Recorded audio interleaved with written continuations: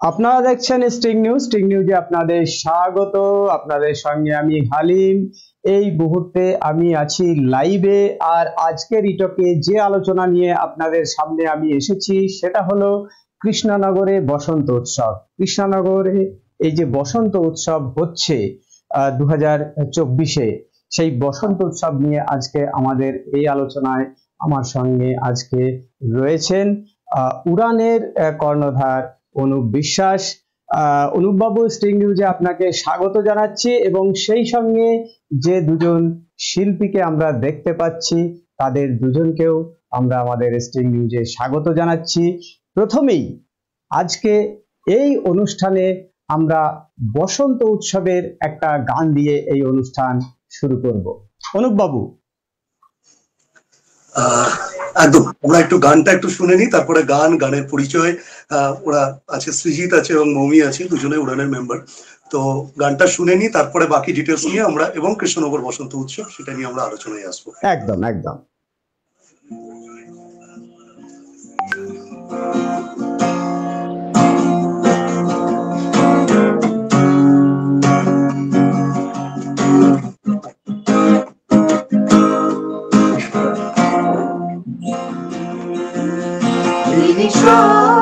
বদলে যায় ভাবনা ডুবে অজানা কোন সুরে,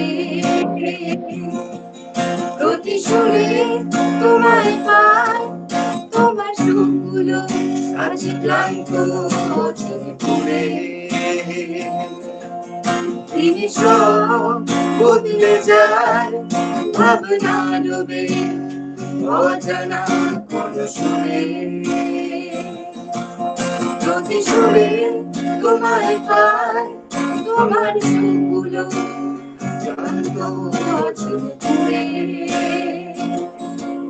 ফিরে এসো মুক্তির কারা আবির রঙে, দক্ষিণ হাওয়া সুখের মায়া সংগঠনে, আর পলাশ ফুটবে মাঠ জুড়ে।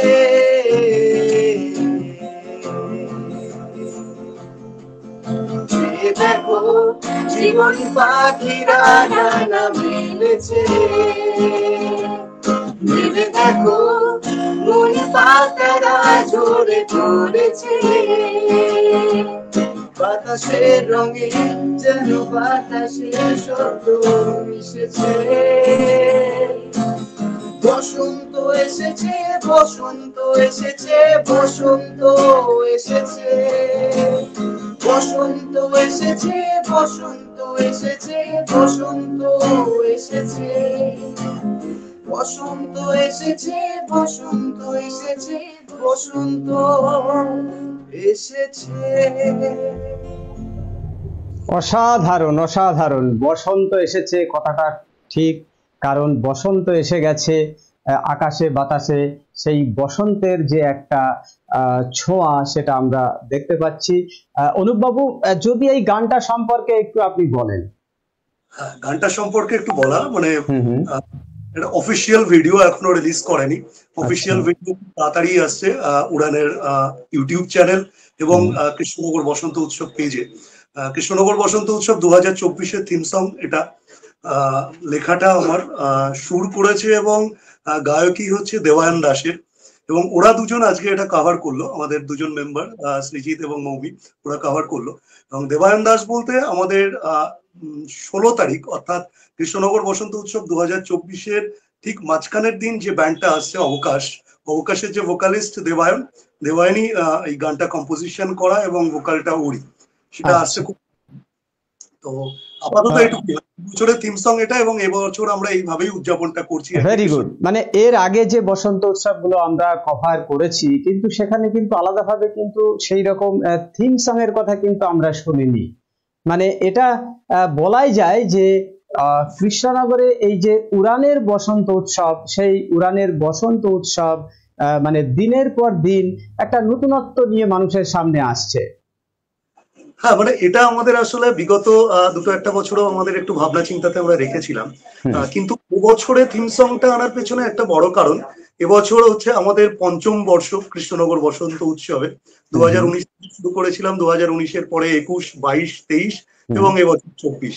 তো ৫ম বর্ষে একটু কিছু নতুন রাখার পরিকল্পনা আমাদের আগে থেকেই ছিল, সে কারণে এবছর থিম সং একটা এলো আর কি। আচ্ছা, এইবার বলুন, এই যে কৃষ্ণনগরে বসন্ত উৎসব কবে থেকে শুরু হচ্ছে, কোথায় হচ্ছে, বিস্তারিত ভাবে একটু বলুন। কৃষ্ণনগরে এবছর আমাদের কৃষ্ণনগর বসন্ত উৎসব আমরা কারবালা মাঠে হচ্ছে আর কি। কারবালা মাঠে আমরা আয়োজন করেছি। আগামী 15 থেকে 17ই মার্চ এর আয়োজন, এবং 15 তারিখ, 16 তারিখ এবং 17 তারিখ 3 দিনই প্রতিদিন সন্ধ্যের সময় বেশ কিছু শিল্পী থাকছেন। আমি একটু বিস্তারিত বলিও সেটা। রুদ্রদীপ থাকছেন, উদ্বোধনের পরে রুদ্রদীপ লাইভ, এবং 16 তারিখ বা না 15 তারিখ রুদ্রদীপ লাইভের পরে রানা আসছে। রানা বা এর আগে স্টার জলসাতে দেখেছি তার প্রোগ্রাম, একাধিক শুনেছি। ভীষণ একটা কঠোর পরিশ্রমের মধ্যে দিয়ে ভীষণ একটা সোসাইটির একটা অন্য জায়গাতে বিলং করতেন তিনি। সেই জায়গাটা, তার প্রতিভার জায়গা থেকে তিনি উঠে এসেছেন আমাদের সামনে, আমাদের সবারই সামনে, পশ্চিমবঙ্গ তথা বাংলা গান যারা ভালোবাসেন, বাঙালি যে সমস্ত মানুষ সবাই ভালোবাসতেন আজকের দিনে দাঁড়িয়ে রানার গান। তো রানা থাকছেন 15 তারিখ, এবং 16 তারিখে প্রথমে থাকছে সালফিউরিক, এবং তারপরে থাকছে অবকাশ, অর্থাৎ যে গানটা আমাদের থিম সং যেটা শুনলেন এতক্ষণ স্টিং নিউজের দর্শকরা, তো সেই থিম সংটার যিনি কম্পোজিশন করেছেন এবং যার ভোকাল, সেই ব্যান্ড অবকাশ, অবকাশের প্রোডাকশন এটা। অবকাশ থাকছে ওই দিন 16 তারিখে, এবং 17 তারিখে আমাদের সন্ধ্যেতে থাকছে আমাদের প্রত্যেকের ভীষণ প্রিয়, অন্তত রক ঘরানা যাদের প্রিয়, রক বা বাংলা মিউজিক যাদের প্রিয়, তারা আশা করি প্রত্যেকেই জানেন, শুনেছেন, ভালোবেসেছেন, ভালোবাসছেন, আগামী দিনেও ভালোবাসবেন। থাকছেন fossils, Rupam Islam band fossils নিয়ে। বুঝতে পেরেছি। আচ্ছা, এইবার আপনি বলুন যে যারা এই কৃষ্ণনগর বসন্ত উৎসবে যাবে, এবার টিকিট কত রেখেছেন এবং বিভিন্ন ক্যাটাগরির যে টিকিট রয়েছে সেইটার ব্যাপারে একটু বলুন।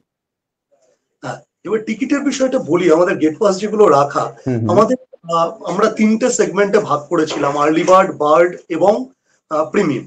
আচ্ছা, তো আর্লি বার্ডের ক্ষেত্রে আমাদের সেটা ডেট 5 তারিখ থেকে 20 তারিখ, অর্থাৎ ফেব্রুয়ারি 5 এই একটা ডেট ছিল, এবং ফেব্রুয়ারির 21 তারিখ থেকে 10 তারিখ মার্চের, অর্থাৎ এখন যে সময়টা চলছে এই বার্ড, এবং 11 তারিখ থেকে 14 তারিখ পর্যন্ত প্রিমিয়াম।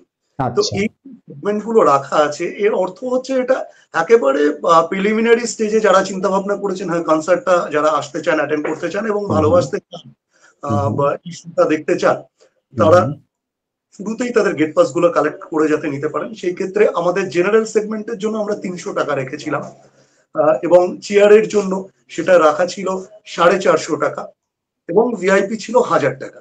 সেইটাই এই মুহূর্তে বার্ড সেগমেন্টে, অর্থাৎ 21শে ফেব্রুয়ারি থেকে এই 10ই মার্চ পর্যন্ত জেনারেল সেকশনটা 350 টাকা করে, এবং চেয়ারটা 550 টাকা, এবং ভিআইপি 1000 টাকা, এটা রাখা। আচ্ছা, এবার কিন্তু ক্যাপাসিটি কত রয়েছে আপনাদের, মানে যে গ্রাউন্ডে আপনারা এই অনুষ্ঠানটা করছেন সেই জায়গায় কত মানে ক্যাপাসিটি আছে দর্শকের? একদম সেটা বলে দিচ্ছি। মানে এই যে রেড চার্ট যেটা বললাম গেট পাসে, এইটা কিন্তু সিঙ্গেল ডে নয়, এটা কিন্তু 3 দিনের একত্রে। মানে কেউ যদি 300 টাকার টিকিট কেটে রাখেন, বা এই মুহূর্তে কেউ যদি 350 টাকার একটা জেনারেল পাস কেটে রাখেন, তাহলে 3 দিনের শোটাই দেখতে পাবেন। মানে 15, 16, 17 3 দিনই একসাথে।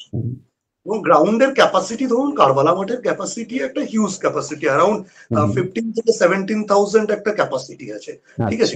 আমাদের ভাবনা চিন্তা সেটা ম্যাক্স টু ম্যাক্স আমরা 6,500 থেকে 7,000-এর মধ্যে ব্যাপারটাকে ক্লোজ করতে চাইবো।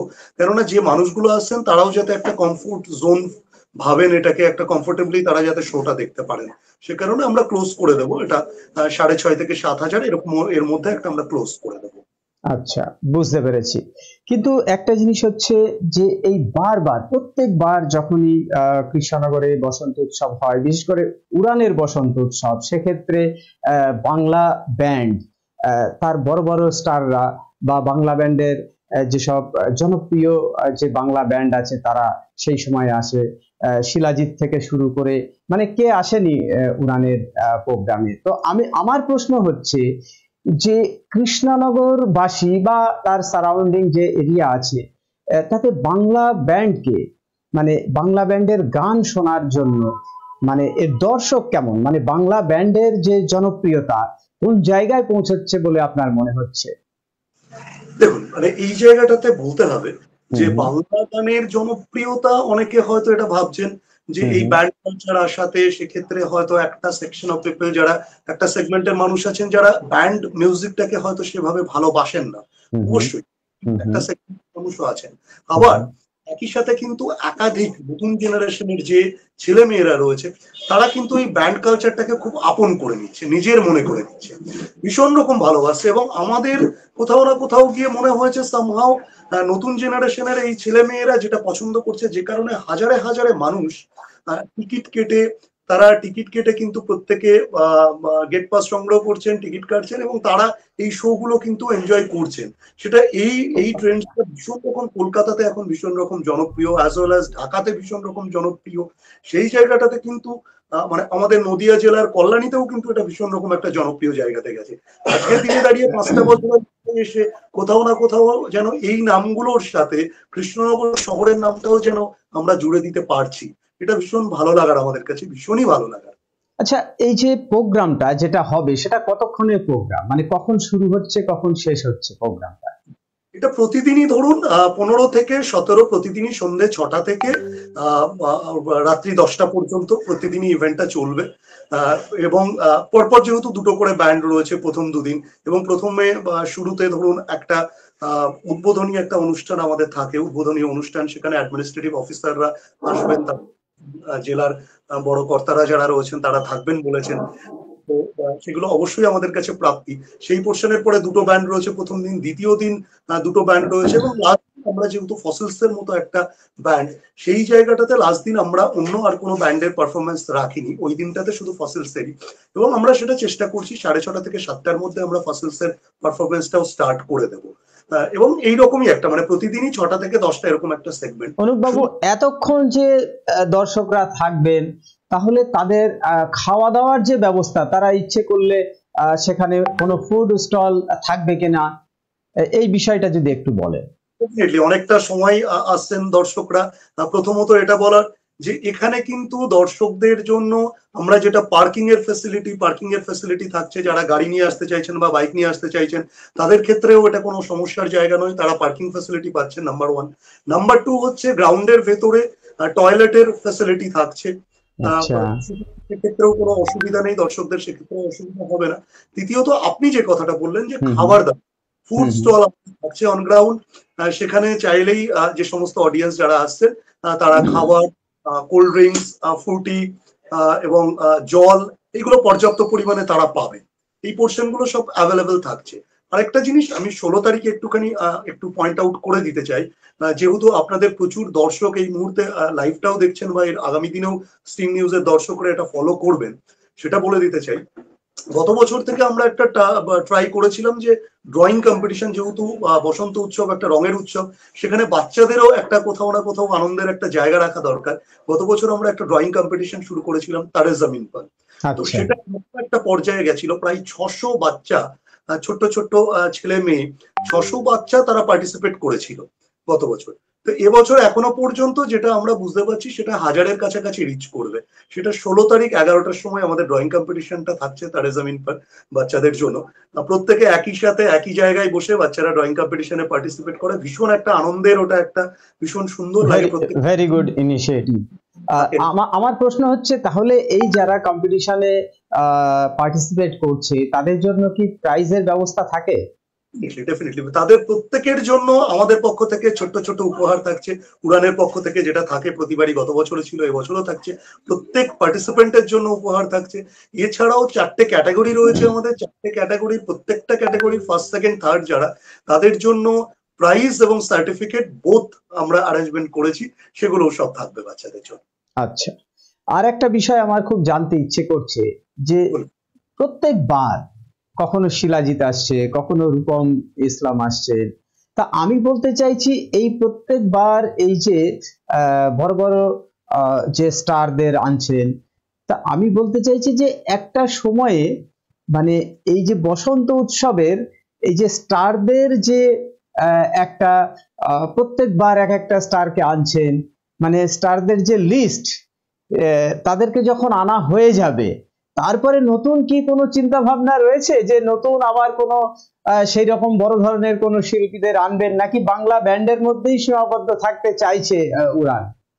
না দেখুন, বাংলা ব্যান্ডের মধ্যে সীমাবদ্ধ আমরা থাকতে চাইনি কখনো, যে আচ্ছা কারণে মানে রাঘব চট্টোপাধ্যায় এখানে পারফর্ম করে গেছেন, রাঘবদার মতো মানুষ আচ্ছা পারফর্ম করে গেছেন, আচ্ছা আমাদের প্রাপ্তি, এটা রূপঙ্কর দা পারফর্ম করেছেন, রূপঙ্কর বাগচি পারফর্ম করেছেন। তারা মানে সোকল্ড বাংলা ব্যান্ড জোনারে ওনারা পড়েন না আর কি, ওনারাও আচ্ছা পারফর্ম করেছেন। এর বাইরে বাকি বাকি শুধু ব্যান্ডের মধ্যে এরকম নয়, আপনি যে প্রশ্নটা করতে হুম চাইলেন হুম যে উড়ান কি শুধু বাংলা ব্যান্ড মিউজিকের মধ্যেই সীমাবদ্ধ, না সেরকমটা আমাদের কিছু ভাবনা নেই। আচ্ছা কিন্তু বাংলা ব্যান্ড কালচারটাকে ডেফিনেটলি আমরা শুরু থেকে প্রমোট করছি, কারণ প্রথম বছর ধরুন অনুপম রায় পারফর্ম করেছেন, প্রথম বছর শিলাজিৎ দা পারফর্ম করেছেন। আবার একই সাথে ঠিক একটু অন্য জোনার নিয়ে যারা কাজ করেছেন, Mir with bandage, Mir perform করে গেছেন প্রথম বছর। তো আমরা সেটাও কিন্তু ভাবনা চিন্তাতে প্রতি বছর যেমন রেখেছি এবছরে, যে কারণে ধরুন এবছর পঞ্চম বর্ষ, সেখানে আমরা ফসিলসকে সামনে নিয়ে এসেছি।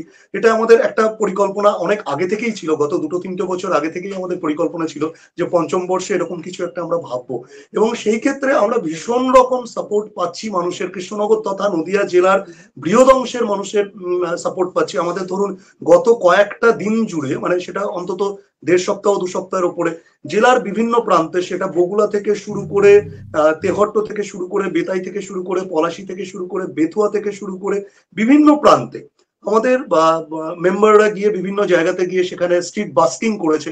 অর্থাৎ প্রত্যেকে গিয়ে তারা সেখানে গিয়ে গান বাজনা শোনানো, মানুষের সাথে ইন্টারাকশন করা, আমাদের কি কি থাকছে না থাকছে সেইগুলো মানুষকে জানানো, এই পোর্শন গুলো আমরা করেছি। যে কারণে এটা আমাদের কোথাও না কোথাও মনে হচ্ছে যে প্রচুর মানুষের অলরেডি এবছর আমরা সাপোর্ট পেয়েছি, এবং হয়তো আগামী এই কটা দিন, যে কটা দিন আমাদের হাতে অবশিষ্ট আছে, সেক্ষেত্রেও হয়তো প্রচুর মানুষের সাপোর্ট পাবো।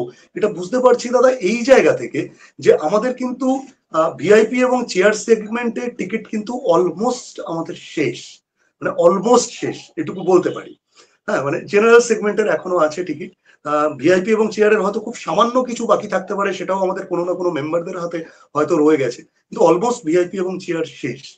বুঝতে পেরেছি। আর একটা প্রশ্ন, যে যদি কেউ এখনো পর্যন্ত ধরুন যারা এই অনুষ্ঠানটা দেখতে চাইছে, দেখছে, এবং এই অনুষ্ঠান দেখে হয়তো মনে হয়েছে যে কৃষ্ণনগর বসন্ত উৎসবে এবার যাওয়া দরকার আছে, এবং টিকিটটা তারা কিভাবে পেতে পারে? কোথায়, কোনো ওয়েবসাইট আছে কিনা, বা কার সঙ্গে যোগাযোগ করতে হবে, টিকিট কিভাবে পেতে পারে? টিকিট দেখুন, টিকিট আমাদের প্রথমত আমি বলে রাখি, টিকিট আমাদের প্রতি বছরই অনলাইনে থাকে, অনলাইন সেগমেন্টটা আমরা রাখি। এবছরও আমাদের রয়েছে, বুকমাই শোতে রয়েছে। যে কেউ স্টিং নিউজে যে সমস্ত দর্শকরা রয়েছেন তাদের উদ্দেশ্যেই বলি, যে কেউ চাইলেই টিকিট যদি আপনারা পারচেস করতে চান, যদি কাটতে চান, আপনারা বুকমাই শো অ্যাপ বা বুকমাই শো এর যে ওয়েবসাইট রয়েছে অফিসিয়াল, সেখানে গিয়ে কৃষ্ণনগর বসন্ত উৎসব দিয়ে সার্চ করলেই পেয়ে যাবেন লিঙ্কটা। আর এর বাইরেও বলা, আমাদের কৃষ্ণনগর বসন্ত উৎসবের যে অফিসিয়াল পেজটা রয়েছে, সেই অফিসিয়াল পেজেও আমরা, মানে ফেসবুক পেজের কথা বলছেন আপনি? হ্যাঁ হ্যাঁ, ফেসবুক পেজের কথা বলছেন তো? অফিসিয়াল ফেসবুক পেজ রয়েছে, সেখানে আমরা টিকিটের লিঙ্কটা আমরা দিয়ে রেখেছি। এছাড়াও আমাদের কৃষ্ণনগর কারবালা মাঠের একেবারে পাশেই, কারবালা মাঠের সাথেই আমাদের উড়ানের অফিস। উড়ানের অফিসে এলে যে কেউ যে কোনো দিন, প্রতিদিন সকাল 10টা থেকে রাত্রি 10টা পর্যন্ত খোলা থাকছে, যে কেউ যে কোনো দিন এলে সে টিকিট পেয়ে যাবে, এখান থেকে কোনো সমস্যা নেই। বা আমাদের মেম্বারদের যে সমস্ত নাম্বারগুলো দেওয়া আছে, আমাদের প্রত্যেকটা সেগমেন্টে আলাদা আলাদা দায়িত্ব দেওয়া আছে মেম্বারদের। টিকিটের সেগমেন্টের জন্য যাদেরকে দায়িত্ব দেওয়া হয়েছে, সেই সেগমেন্টে যদি কল করে নেন দর্শকরা, বা যারা আসতে চাইছেন তারা যদি একটু কল করে নেন, অবশ্যই সেই ক্ষেত্রে আমাদের পক্ষ থেকে 100-200% আমাদের এন্ড থেকে সাপোর্ট পাবে। আচ্ছা, এটা উড়ানের যে কৃষ্ণনগরের বসন্ত উৎসব কততম বর্ষ? এটা পঞ্চম বর্ষ আমাদের, পঞ্চম বর্ষ। আচ্ছা, কোথায় বিগত দিনে কোথায় কোথায় আপনারা এই ধরনের এই যে কৃষ্ণনগরের বসন্ত উৎসব হয়েছে, মানে কোথায়, জায়গাগুলো কোথায় কোথায়, কৃষ্ণনগরে কোথায় কোথায় হয়েছে? ধরুন আমাদের হয়েছে কৃষ্ণনগর গভর্নমেন্ট কলেজের মাঠে 2019-এ বর্ষ আমাদের। দ্বিতীয় বর্ষ আমাদের 2020-তে ডিউরিং কোভিড, সেখানে একটা ইস্যু হয়েছিল 2000, সে কারণে 20-তে শোটা হয়নি, তখন পোস্টপন্ড হয়। 2021-এ আমাদের কৃষ্ণনগর কারবালা মাঠেই হয়েছে, 2022-এ কারবালা মাঠে হয়েছে, 2023-এ পাবলিক লাইব্রেরি গ্রাউন্ডে হয়েছে, যেটা পোস্ট অফিসে। এবং 2024-এ এবছর আবার আমরা কারবালা মাটি। আচ্ছা, আপনি তো এত বছর ধরে কৃষ্ণনগরে এই বসন্ত উৎসব করছেন এবং বাংলার শিল্পীরা সেখানে পারফর্ম করছে মঞ্চে। তা আমি বলতে চাইছি দর্শকরা তাদের এভারেজ যে বয়স, মানে কোন ধরনের বয়সের দর্শকরা সেখানে আসছেন বা শ্রোতারা আসছেন? দেখুন, এই পার্টটা কিন্তু খুব একটা ইন্টারেস্টিং একটা প্রশ্ন। মানে আমি ধন্যবাদ জানাবো আপনাকে এরকম একটা প্রশ্ন রাখার জন্য। মানে আমি বুঝতে চাইছি যে মানে এই ধরনের গান শোনার জন্য ঠিক কোন ধরনের ছেলে মেয়েরা আসছে। ঠিক, এইটা আসলে মানে এই পার্টটা এতটাই ইন্টারেস্টিং, আমি যেটাই বলতে চাইছিলাম আর কি, সেটা হচ্ছে যে বিগত বছরগুলোতে যেমন বিভিন্ন জোনারের শিল্পীরা থেকেছেন, বিভিন্ন বয়সের মানুষ এসে পার্টিসিপেট করেছেন। এবছর আমরা ম্যাক্সিমামটা হচ্ছে রক ব্যান্ড। মাঝখানের দিনটাতে বয়স্ক মানুষ যারা আসছেন, অবকাশের গান শুনলে নিশ্চয়ই তাদের একটা ভালো লাগার জায়গা তৈরি হবে। অবকাশ ভীষণ সুন্দর একটা ব্যান্ড, অন্যরকম একটা মিউজিক আমরা শুনতে পাবো। কিন্তু এবছর কিন্তু আমরা ম্যাক্সিমামটা এখনো পর্যন্ত যে যদি আমরা এজ জোনার ধরি, সেটা কিন্তু আমাদেরকে ভাবতে হবে 20 থেকে 45 বা 50 এরকম একটা এজ জোনার, যারা কিন্তু এখনো পর্যন্ত টিকিট কালেক্ট করেছেন। অন্তত অফলাইনে যারা কাটছেন তাদের ক্ষেত্রে বলতে পারি। অনলাইনের ক্ষেত্রে এই প্রভিশনটা আমাদের এক্ষুনি চেক করাটা মুশকিল, কেননা বুক মাই শো ডেটাটা যতক্ষণ না আমাদের কাছে ট্রান্সফার করছেন সেটা আমাদের কাছে পরিষ্কার নয়। কিন্তু যে ইন্টারেস্টিং কথাটা আমি ইউজ করলাম যে কারণে কাছে খুব ভালো লাগা, গত এক সপ্তাহ আগে আমার যেটা মনে হচ্ছে, অন্তত পক্ষে আমি তখন ছিলাম না অফিসে, আমি অফিসের বাকিদের থেকে শুনে যেটুকু বুঝলাম, অন্তত পক্ষে সেই মানুষটার বয়স 65 থেকে 67 বছর। তিনি টিকিট এখানে পারচেস করার জন্য এসেছেন, একটা গেট পাস নেওয়ার জন্য এসেছেন। 65 থেকে 67 বছরের একজন মানুষ, তিনি রূপম ইসলামকে দেখার জন্য, রূপম ইসলামের শো ফসিলস এর শোটা দেখার জন্য তিনি টিকিট পারচেস করতে এসেছেন এবং তিনি টিকিট পারচেস করে নিয়ে গেছেন। মানে ব্যাপারটা হচ্ছে যে আমরা কখনো কখনো এরকম অনেকে ভাবি না যে এক একটা বাংলা গানের জোনার বোধহয় এক একটা বয়সের জন্য।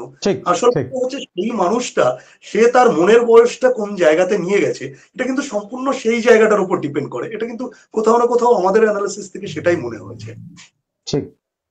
আর একটা প্রশ্ন আমার মনে জাগছে যে যেহেতু একটা হিউজ একটা অডিয়েন্স সেখানে যাবে, বড় বড় এলইডির কি ব্যবস্থা থাকবে যেখানে তারা দেখতে পাবে? কারণ অনেক সময় আমরা দেখি বিটিএস এর প্রোগ্রামেও আমরা দেখি যে সেখানে যেগুলো আমরা দেখতে পাই আর কি, সেখানে দেখা যায় যে বড় বড় এলইডি স্ক্রিন লাগানো আছে। খুব সহজে হয়তো রূপম এতটাই দূর থেকে দেখছে যে স্টেজে শিল্পী আছে তার মুখটাই ঠিকঠাক বোঝা যাচ্ছে না, বিভিন্ন জায়গাতে এলইডি লাগানো থাকে এরকম। সেক্ষেত্রে কি এরকম কোনো ব্যবস্থা আছে এবার? হ্যালো হ্যালো, শুনতে পাচ্ছি। হ্যাঁ, মানে এলইডি স্ক্রিন, একদম একদম জায়ান্ট স্ক্রিন। এটা আমরা কিন্তু গত বছরটা বাদে মোটামুটি প্রতিটা বছরই আমাদের অডিয়েন্সের মধ্যে কিন্তু এলইডি স্ক্রিনের ব্যবস্থা আমরা রাখি। যারা অন্তত যে মানুষগুলো অন্তত পেছন থেকে দেখছেন, সেই জায়গাটা যাতে তাদের ভিজুয়ালাইজেশনে কোনো অসুবিধা না হয়। এবছরও আমাদের যথারীতি থাকছে, অডিয়েন্সের মধ্যে আমাদের এলইডি উইং থাকছে, সেখানেও তারা দেখতে পাবেন, কোনো অসুবিধা নেই। মানুষের কাছে আমরা চেষ্টা করছি যতটা কাছে মানুষের পৌঁছে দেওয়া যায়। আচ্ছা, আর একটা বিষয় হচ্ছে ধরুন যারা দেখতে যাবে কৃষ্ণনগরে এই বসন্ত উৎসব, তাহলে তাদের কেউ মোটরসাইকেল নিয়ে যাবে, কেউ 4 চাকা নিয়ে যেতে পারে, কেউ সাইকেল নিয়ে যেতে পারে, তো তাদের সেই রকম মানে ব্যবস্থা কি রয়েছে সেখানে? একদম একদম তাদের ব্যবস্থা থাকছে। আমাদের পার্কিং জোন রয়েছে, পার্কিং জোনে পার্কিং এর ব্যবস্থা থাকছে। মোটরসাইকেল বা সাইকেল বা 4 হুইলার তারা রাখবেন, রাখার কোনো অসুবিধা নেই। আরেকটা যেটা বলছিলেন আপনি বারবার যে প্রচুর একটা ক্রাউড হওয়ার সম্ভাবনা, একদম এইটা নিয়ে আমরাও যথেষ্ট চিন্তিত। আমরা চেষ্টা করব সেটাকে একটা কোথাও না কোথাও একটা লেভেল পর্যন্ত গিয়ে ক্লোজ করতে, কারণ নাম্বার আমরা ক্লোজ করতে। এবং খুব ইন্টারেস্টিং যেটা, আমরা যতটা চিন্তিত এর থেকে অ্যাডমিনিস্ট্রেশনও যথেষ্ট চিন্তায় আছেন। অ্যাডমিনিস্ট্রেশন সেই জায়গাটা থেকে পুরোপুরি সাপোর্ট করছেন এবং পরিষ্কার বলেছেন যে গ্রাউন্ডের ভেতরে, গ্রাউন্ডের বাইরে বিভিন্ন জায়গাতে ফোর্স পোস্টিং হবে। সেগুলো তারা অলরেডি বলেই দিয়েছেন, ফোর্স পোস্টিং হবে এবং হয়তো সেটা 3 দিনই থাকবে আর কি ফোর্স। আরেকটা বিষয় হচ্ছে যেহেতু রূপম ইসলাম আসছেন, মানে ভেরি রিসেন্ট একটা তাকে নিয়ে একটা বিতর্ক তৈরি হয়েছিল। অনেক সময় বিভিন্ন রকম ভাবে ডিস্টার্ব হন শিল্পীরা। তো সেক্ষেত্রে আপনাদের উড়ানের যে ভলেন্টিয়ার্স আছে তারা কতটা মানে শিল্পীর যে একটা কমফোর্ট, তার যে একটা স্বাধীনতা, আমরা কেকের প্রোগ্রাম দেখেছি যে কে নিয়ে কি হয়ে গেল। তো রূপম ইসলাম তিনিও কিন্তু একটা ঘটনার শিকার হয়েছিলেন। তো আমি সেইটা বলতে চাইছি, এই দিকটা যেহেতু একজন জনপ্রিয় শিল্পী, তাকে দেখার জন্য এক পলক দেখার জন্য একটা আকুলতা থাকে। তো সেই ক্ষেত্রে উড়ানের যে ভলেন্টিয়ার্স তারা কতটা মানে এই দিক থেকে অন্তত অ্যাওয়্যার থাকবে যাতে শিল্পীর কোনো রকম ভাবে কোনো অসুবিধা না হয়, তার পারফর্মের ক্ষেত্রে বা মানসিক ভাবে কোনো ধরনের অসুবিধা না হয়। একদম একদম সেই ক্ষেত্রে উড়ান প্রতিবার মানে গত 4টে বছর ধরে অনুপম রায় থেকে শিলাজিতের মতো রকস্টার তারা পারফর্ম করে গেছেন এখানে, এবং বাংলাদেশ থেকে এসে সিনা হাসানদের মতো মানুষ পারফর্ম করে গেছেন এখানে। সেই জায়গাটাতে আমাদের মেম্বাররা, আমি ভলেন্টিয়ার কথাটা ইউজ করছি না, আমাদের মেম্বাররা যথেষ্ট ক্যাপাবিলিটির সাথে সেটাকে পুরো ট্যাকল করেছেন, এবং এবছরও আমরা সেটা পরিকল্পনাতে রেখেছি, আমরা সেইভাবেই চেষ্টা করব। এবং একই সাথে শুধু আমরা নয়, আমাদের বাউন্সার যারা থাকেন পার্সোনাল অ্যাডমিনিস্ট্রেশনের এন্ড থেকে চেষ্টা করছেন। এবং একই সাথে আরেকটা কথা আমি আপনার এই স্ক্রিনের মাধ্যমে বা আপনার চ্যানেলের মাধ্যমে আমি কৃষ্ণনগর তথা জেলার যে সমস্ত মানুষ এই শোটা দেখতে আসছেন, বা জেলার বাইরে থেকেও প্রচুর আসছেন, নর্থ বেঙ্গল থেকে শো দেখতে আসছেন, তারা তো এই মানুষগুলোকে একটাই আবেদন করব তাদের কাছে, প্লিজ শিল্পীরা ভীষণ রকম একটা পরিশ্রম করেন স্টেজে, অন্তত রক পারফর্ম যারা করেন, রক মিউজিক ঘরানাতে যারা পারফর্ম করেন, তাদের ভীষণ রকম একটা পরিশ্রম হয়, এবং এই পরিশ্রমের পরে এই তাদের একটা নির্দিষ্ট টাইম স্প্যান প্রয়োজন তাদের নিজেদেরকে একটু স্টেবল হতে। সেই জায়গাটাতে আমি একেবারে করজোড়ে প্রত্যেকের কাছে প্রার্থনা করব, এই জায়গাটা শিল্পীদের এই জায়গাটা একটু আমাদের প্রত্যেককে বুঝতে হবে, যেমনটা আমাদের বুঝতে হবে, যেমনটা যে সমস্ত দর্শকরা আসেন ভীষণ হয়তো তারা ভীষণ রকম ক্রেজি ফ্যান, অবশ্যই এই ফ্যানদের সেই অনুভূতির জায়গাটাকে গুরুত্ব দিয়েই বলছি, হয়তো শিল্পীরাও সেইটা গুরুত্ব দেওয়ার চেষ্টা করেন, ফ্যানদের সেই জায়গাটাতে সম্মান রেখেই বলছি, অবশ্যই আমরা যেন একটু সেইটুকু অন্তত বুঝি, কোথাও না কোথাও আমাদের এই প্রিয় মানুষগুলো যেন আমাদের ছোট্ট একটা ব্যবহারে বা ছোট্ট একটা কাজে যেন কোথাও না কোথাও ব্যথিত হন, এটা কিন্তু আমাদের প্রত্যেকের কর্তব্য। শুধু বাংলা গান ভালোবাসা বা ফসলস ভালোবাসা এই জায়গা থেকে নয়, আমরা মানুষ হিসেবেও বোধহয় কোথাও না কোথাও এটা করতে দায়বদ্ধ। আর আমার আর একটা প্রশ্ন, যেহেতু সাংবাদিকতাটা করি ফলে এটা অপ্রিয় হলেও করতে হবে, আপনারা সব সময় বলে থাকেন যে কৃষ্ণনগরে এক টুকরো শান্তিনিকেতন। অনেক সমালোচকরা সমালোচনা করেন, প্রায় সমালোচনা শুনি যে কিভাবে এটা এক টুকরো শান্তিনিকেতন হতে পারে।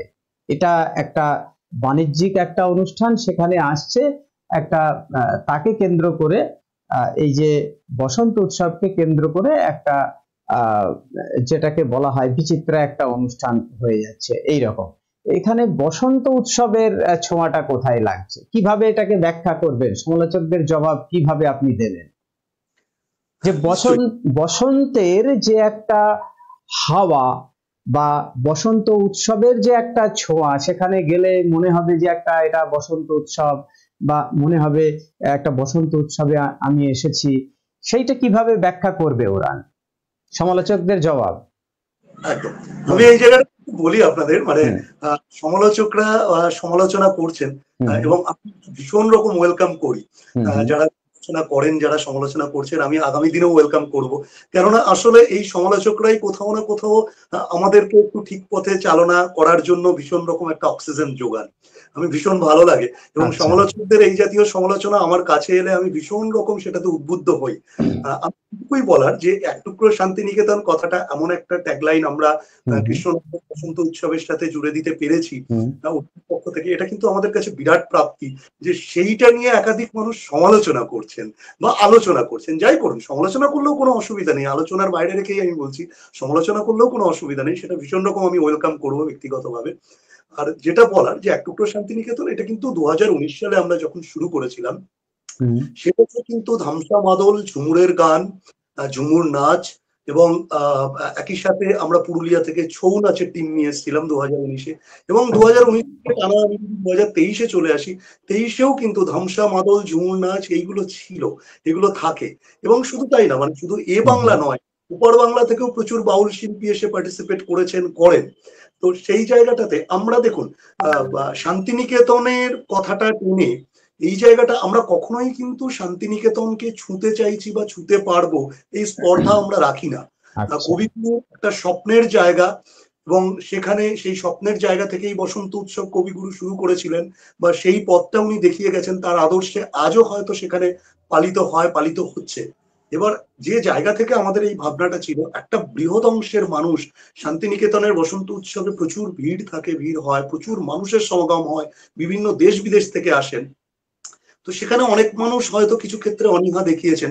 আমাদের কোথাও না কোথাও মনে হয়েছিল সেই জায়গার অনুকরণে যদি সামান্যতম কিছু আনন্দ যদি মানুষের জন্য আমরা পৌঁছে দিতে পারি। সেই জন্যই কি ওই এক টুকরো শব্দটা ইউজ করেছেন?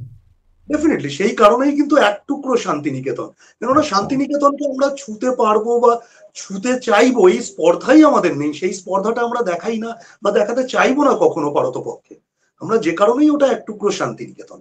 বুঝতে পেরেছি। অনুপবাবু, আমাদের অনুষ্ঠান প্রায় আমরা শেষের দিকে চলে এসেছি। এই প্রত্যেক বছর এই যে স্টিং নিউজ কৃষ্ণনগরের বসন্ত উৎসব, উড়ানের এই বসন্ত উৎসবকে একটা আলাদা চোখে দেখে, একটা শ্রদ্ধার চোখে দেখে, এবং মানুষ যাতে এই বিশেষ করে বাংলা যে মিউজিক তাকে আরো বেশি করে ভালোবাসতে শেখে। কারণ বিভিন্ন সময় আমরা দেখেছি যে সব সময় কিন্তু আপনারা বেঙ্গলি সিঙ্গারদের প্রেফার করেন বেশি, এবং আপনাদের মতো আয়োজকরা আছে বলেই কিন্তু বেঙ্গলি যে সিঙ্গার যারা আছে, যারা পারফর্ম করে স্টেজে, তারা কিন্তু কাজ পায়, তাদের আগ্রহ মানে জন্মায়, গানে উৎসাহিত হয় তারা। ফলে বেশিরভাগটাই হয়ে যায় এরকম যে তারা বলিউডের বড় বড় সিঙ্গারদের এনে একটা হিন্দি একটা যে কালচার সেইটাকে তারা বেশি করে প্রমোট করে। কিন্তু উড়ানের এই যে শুধুমাত্র বাংলা যে ব্যান্ড হোক বা বাংলা যে সঙ্গীত হোক, সেই শিল্পীদের এনে কিন্তু বাংলা মিউজিককে ভালোবেসে বাংলা শিল্পীদেরই কিন্তু বেশি করে তারা প্রমোট করছে। এটা খুব ভালো উদ্যোগ, বিশেষ করে বাংলায় বসে। তো আমি আমার প্রশ্ন সেই দিক থেকে যে স্টিং নিউজের ভালোবাসাটা বা শ্রদ্ধাটা উড়ানের প্রতি ওই জায়গায় যে বাংলাকে তারা প্রমোট করছে, বাংলার ফোক কালচারটাকে হোক, রক যে কালচার হোক বা এই ব্যান্ড কালচার, এটাকে প্রমোট করছে উড়ান। এই যে প্রত্যেকবার স্টিং নিউজ ডিজিটালে বিভিন্ন রকম ভাবে কৃষ্ণনগরের যে বসন্ত উৎসবকে, উড়ানের বসন্ত উৎসবকে প্রচার করা হয়, এইটাকে আপনি কিভাবে দেখছেন? প্রথমে এই জায়গাতে অন বিহাফ অফ উড়ান আমি ভীষণ রকম কৃতজ্ঞ স্টিং নিউজের সমস্ত কর্তৃপক্ষ এবং স্টিং নিউজে যারা যারা যুক্ত আছেন প্রত্যেকের কাছে আমরা কৃতজ্ঞ, উড়ানের পক্ষ থেকে, কৃষ্ণনগর বসন্ত উৎসবের পক্ষ থেকে। এবং শুধু সেটুকুই নয়, স্টিং নিউজে যে সমস্ত দর্শকরা রয়েছেন তাদের কাছেও আমরা কৃতজ্ঞ। কৃতজ্ঞতা স্বীকার শুধু করা নয়, ব্যাপারটা হচ্ছে যে এই যে এটা ভীষণ রকম একটা ভালো লাগার যে জায়গাতে স্টিং নিউজ প্রতিটা বছর আমাদের সাথে জুড়ে থেকেছেন। এবং উড়ানের অনেক খারাপ সময় গেছে, অনেক ভালো সময় গেছে, চড়াই উতরাইয়ের মধ্য দিয়ে যে কোনো সংগঠন তার কাজ করতে থাকে, এবং যে ইভেন্ট গুলো চলতে থাকে সেইগুলো চড়াই উতরাইয়ের মধ্য দিয়েই চলতে থেকেছে, আমাদের ক্ষেত্রে অন্যথা হয়নি। এবং সেই চড়াই উতরাইয়ের প্রতিটা পদক্ষেপে কিন্তু আমরা স্টিং নিউজের পক্ষ থেকে একটা অসম্ভব সাপোর্ট আমরা পেয়েছি, এটা আমাদের কাছে অনেক বড় প্রাপ্তি।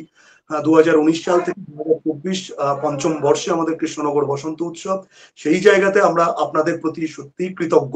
শুধু স্টিং নিউজে যারা কর্মকর্তা রয়েছেন বা যারা সাংবাদিক রয়েছেন তাদের কাছে না, স্টিং নিউজে যে সমস্ত দর্শক বন্ধুরা রয়েছেন তাদের প্রতিও আমরা ভীষণ রকম কৃতজ্ঞ। আপনারা সাথে থাকলে, পাশে থাকলে হয়তো আগামী দিনে উড়ান আরো এরকম বেশ কিছু প্রোগ্রাম বা এরকম বেশ কিছু নতুন নতুন চমক, ভালোবাসার জায়গা আরো হয়তো মানুষের কাছে পৌঁছে দিতে পারে। অনুপবাবু, আমার শেষ প্রশ্ন, তারপরে আমরা আমাদের এই অনুষ্ঠান শেষ করে দেব। সেটা হচ্ছে অনেকে হয়তো প্রথম থেকে লাইভটা যাদের দেখা হয়নি, এই মুহূর্তে যারা দেখছে তাদের জন্য আপনি কি বলবেন, মানে খুব সংক্ষিপ্ত ভাবে কত টিকিট কোথায় পাবে এবং বিস্তারিতভাবে সংক্ষিপ্তভাবে যদি একটু বলে দেন। একদম। আমাদের টিকিট হচ্ছে এই মুহূর্তে দাঁড়িয়ে 350 টাকা জেনারেল, 550 টাকা চেয়ার এবং 1000 টাকা হচ্ছে ভিআইপি, যেটা আগামী 10 তারিখ পর্যন্ত অর্থাৎ 10ই মার্চ পর্যন্ত। 10ই মার্চের পরে অর্থাৎ 11ই মার্চ থেকে কিন্তু টিকিটের সেকশনটা পুরো প্রিমিয়াম হয়ে যাচ্ছে, সেই ক্ষেত্রে প্রত্যেকটা টিকিটেরই রেট বাড়বে। এবং এছাড়া আরেকটা যে কথাটা ভীষণ একটা ইম্পর্টেন্ট কথা, সেটা আমি একটু নোট করে দিতে চাইছি, যে দর্শকরা অলরেডি টিকিট কেটে ফেলেছেন এবং আগামী দিনেও যারা কাটতে চাইছেন, আমরা কৃষ্ণনগর কারবালা মাঠের একেবারে পাশে আমাদের উড়ানের অফিস থেকে চাইলে আপনারা টিকিট কালেক্ট করতে পারবেন, অথবা বুক মাই শোতে কৃষ্ণনগর বসন্ত উৎসব বলে সার্চ করলেই আপনারা টিকিট কাটতে পারবেন। আরেকটা কথা না বললেই নয়, যেহেতু লাস্ট দিন অর্থাৎ 17 তারিখে ফসিলস এর শো রয়েছে, সেটা আমরা চেষ্টা করছি 6:30 থেকে 7টার মধ্যে আমরা শুরু করে দেব, অর্থাৎ রাত 9টার মধ্যে আমরা শো ক্লোজ করতে চাইছি, এটাই আমাদের পরিকল্পনা। কেননা কৃষ্ণনগর থেকে কৃষ্ণনগরের বাইরের প্রচুর মানুষ রয়েছেন যারা বাসে করে বা পাবলিক ট্রান্সপোর্টে তারা কৃষ্ণনগরে আসবেন, এই শোটা দেখবেন, এবং সেই ক্ষেত্রে তারা টিকিট অলরেডি কেটে ফেলেছেন। এই শেষ দিনটা আমরা এনিহাও চাইছি 6টা থেকে 9টার মধ্যে আমরা শোটা ক্লোজ করব, যাতে শোটা শেষ করে তারা প্রত্যেকে নিজের নিজের গন্তব্যে বাড়িতে পৌঁছে যেতে পারেন সেফলি, সেটা একটা মাথায় আমরা রেখেছি। অবশ্যই বাদ বাকি অসুবিধা হলে আমাদের যে সদস্যদের ফোন নাম্বার রয়েছে, যারা যে সেগমেন্টে রয়েছে, প্রত্যেকের সাথে যোগাযোগ করতে পারেন, কোনো অসুবিধা নেই। কেউ যদি আমাদের সাথে অ্যাসোসিয়েট হতে চান, অ্যাসোসিয়েট পার্টনার হতে চান, ঠিক যেভাবে আমরা স্টিং নিউজকে ইউটিউব মিডিয়া পার্টনার হিসেবে পেয়েছি, সেইটার জন্যও আপনারা প্রয়োজনে আমাদের সাথে যোগাযোগ করতে পারেন, কোনো অসুবিধা নেই। আমরা সেটা আপনাদের সাথে কমিউনিকেট করব এবং সেইভাবে আমরা চেষ্টা করব আপনাদেরকে সাথে রাখার। সবাইকে অসংখ্য ধন্যবাদ। অনুপবাবু, আপনাকেও অসংখ্য অসংখ্য ধন্যবাদ। প্রিয় দর্শক, এতক্ষণ আপনারা শুনছিলেন কৃষ্ণনগর বসন্ত উৎসব। ইটকে আমার সঙ্গে ছিলেন উড়ানের কর্ণধার অনুপ বিশ্বাস। আপনারা এতক্ষণ সেই অনুষ্ঠানই শুনছিলেন। আমাদের অনুষ্ঠান আমরা এখানেই শেষ করছি। প্রিয় দর্শক, ভালো থাকবেন।